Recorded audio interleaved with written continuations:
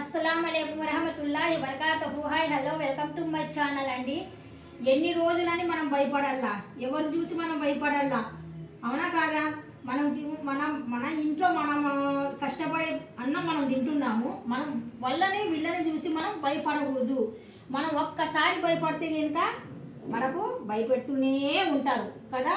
ఎప్పుడు కూడా మనము ఒక్కరు ఉన్నా కానీ సరే, అటుపక్క 10 మంది ఉన్నా కానీ సరే, నువ్వు ఒక్కడు ఉన్నా అటుపక్క 10 మంది ఉన్నా నువ్వు ఎప్పుడు భయపడకు. ఎందుకంటే నీ ధైర్యమే నీకు సాహసం. ఒక్కసారి నువ్వు పిక్క పందలాగా వెనక్కి వచ్చేసావు అనుకో, ఆ 10 మంది నీ వెనుకోనే వచ్చేస్తారు. నువ్వు ఒక్కసారి ఎదురు నిలబడ్డావు అనుకో, ఆ 10 మంది కూడా భయపడిపోతారు. అందుకనేసే నీ ధైర్యాన్ని నువ్వు కోల్పోవద్దు.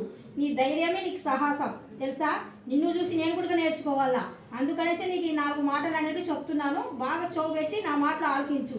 ఎప్పుడైనా కానీ సరే బయట వచ్చి నీకు అటాక్ చేశారనుకో, నువ్వు తిరగబాడు. అర్థమవుతుందా నీకు? నువ్వు అలా పరిగెత్తుకుంటూ వచ్చావు అనుకో, వీడు పిరుక పంద అంటారు. అంటే నేను ఎందుకు చెప్తున్నాను తెలుసా? వీడి కోసం కాదు, మన కోసమే నేను చెప్తున్నాను. కాకపోతే వీడు నా ఎదురుగా కూర్చున్నాడు కాబట్టి మీకు మోటివేషన్ వస్తుంది అనేసి చెప్తున్నాను అనమాట. ఎప్పుడైనా కానీ సరే మనం ఒక్కళ్ళం ఉన్నా కానీ సరే భయపడకూడదు. వాళ్ళు 10 మంది ఉన్నా కానీ సరే ఏం చేయలేదు మనకు, తెలుసా? మనం ఒక్కసారి భయపడ్డాం అనుకో, భయపెడుతూనే ఉంటారు.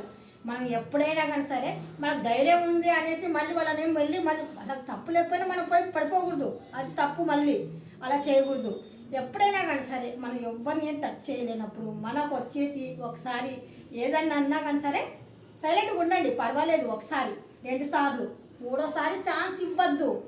3వ సారి ఛాన్స్ ఇచ్చారా అస్సలు ఇంకా తొక్కేస్తారు. అంతవరకు రానియకండి ఎప్పుడైనా కానీ సరే. ఓకేనా? నా మాట నీకు అర్థమయ్యిందా? అర్థమైనట్టుగా అయితే లైక్ చేయి, షేర్ చేయి, కామెంట్ చేయి, సబ్స్క్రైబ్ అస్సలు మర్చిపోవద్దు.